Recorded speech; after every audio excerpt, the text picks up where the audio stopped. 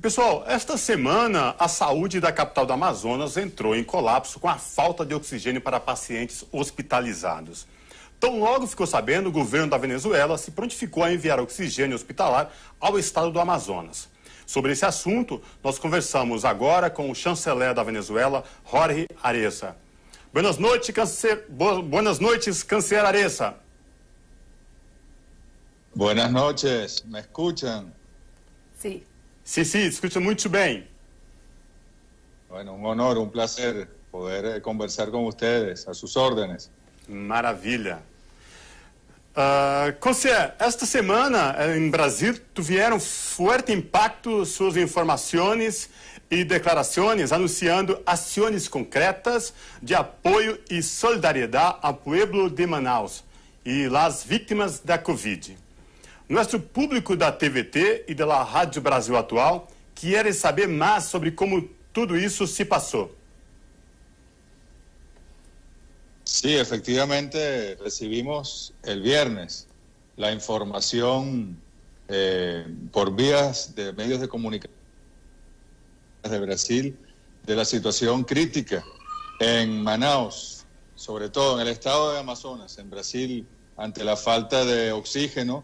Inmediatamente consultamos con el presidente Maduro sobre las capacidades de producción, de generación de oxígeno en Venezuela y sobre todo hacia el estado Bolívar, hacia el sur del país, que es frontera con el nordeste de Brasil, y le informamos al presidente que había una buena producción, que se había recuperado una planta de oxígeno en Puerto Ordaz, y el presidente Maduro inmediatamente me dijo: comunícate con el gobernador del estado Amazonas y dile que Venezuela pone a disposición de su pueblo el oxígeno del estado Bolívar para que puedan atender la contingencia.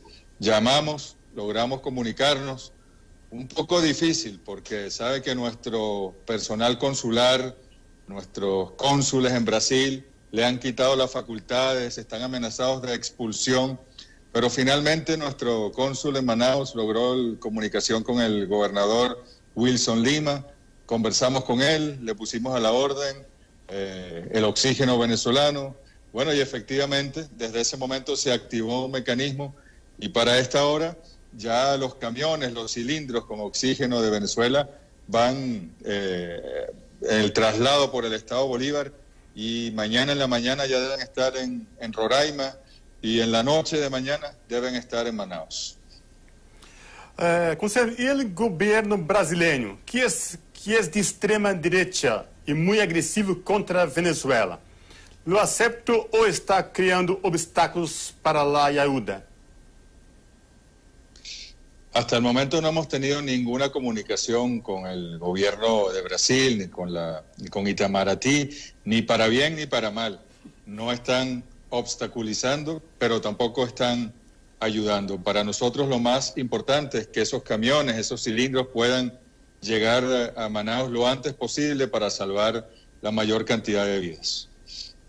Antes de continuar, eu acho importante falar para os nossos telespectadores, né, resumir um pouco, para quem de repente teve alguma dificuldade de entender. Basicamente, o Areza disse que logo soube da situação de Manaus, consultou o Nicolás Maduro, que sinalizou ok para que ele oferecesse ajuda e que houve ali uma certa dificuldade porque a questão das relações entre Brasil, no atual governo federal, com a Venezuela são bastante complicadas. Mesmo assim, eles conseguiram contato com o governo de Manaus, que também com o governo do Amazonas, perdão, que agradeceu e aceitou prontamente os cilindros de oxigênio. Essa ajuda deve chegar amanhã de manhã em Roraima e no final da tarde deve estar chegando no Amazonas e na cidade de Manaus.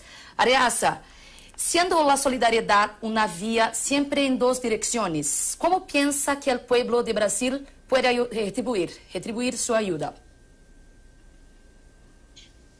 Bueno, en principio yo creo que lo importante en esta contingencia, en la pandemia del COVID-19, es que podamos establecer comunicación, políticas sanitarias comunes, atender a la población, por ejemplo, la población de Pacaraima, la población de Santa Elena en Venezuela seguramente tienen las mismas dificultades.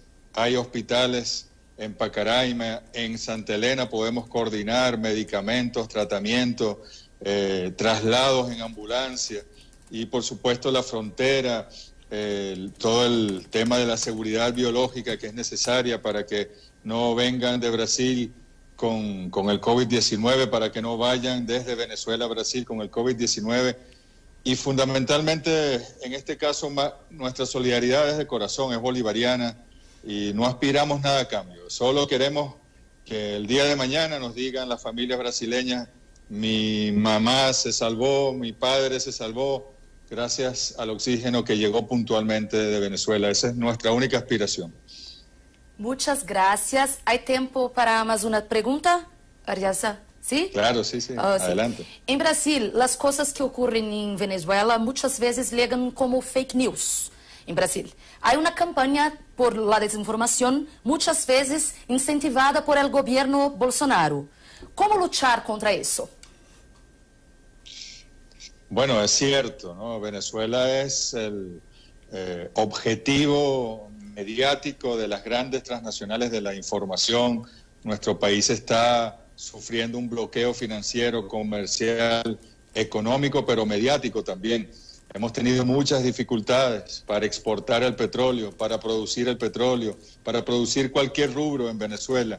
Pero siempre la información que sale es que el gobierno de Venezuela es malo, es una dictadura, es tiránico. Y en realidad no es así. Nosotros tenemos una democracia que tendrá problemas, tendrá errores como todas las democracias, como la de Brasil, como la de Argentina, como la de Perú, como la de España.